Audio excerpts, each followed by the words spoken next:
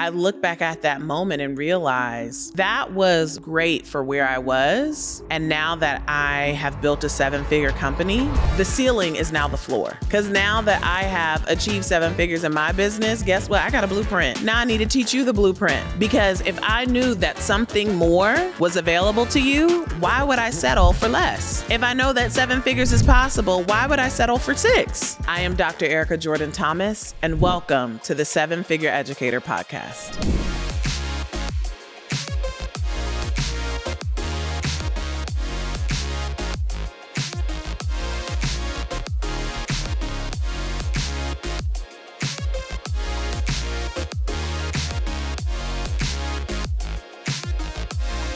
I have something so special that you cannot find anywhere else that is coming to your phone, your iPad, your desktop. I'm bringing together some folks who you can identify with because they were in the classroom, in schools, and education organizations just like you.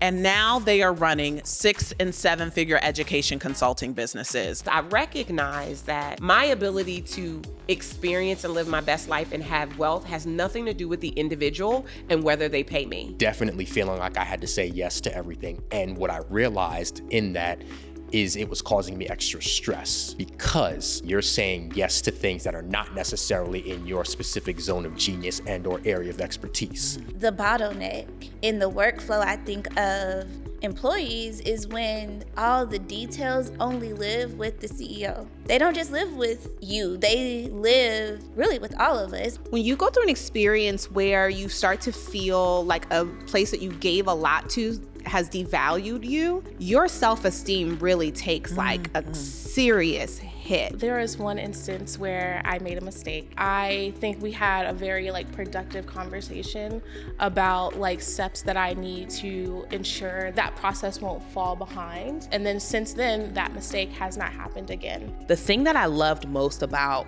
wedding photography is I get to create portraits that her children, her grandchildren, let me do that for women in business too, so I can be a part of their legacy. I don't feel like I should have to choose. And I was at that point where I felt like I had to choose between either my career or my family. I've got to do something. I don't know what's going to happen with this book, but I feel God telling me you need to write this. If you've ever heard, we don't get in it for the money, my friends, we're talking about money. And I'm excited to have you a part of the conversation on the 7 Figure Educator Podcast.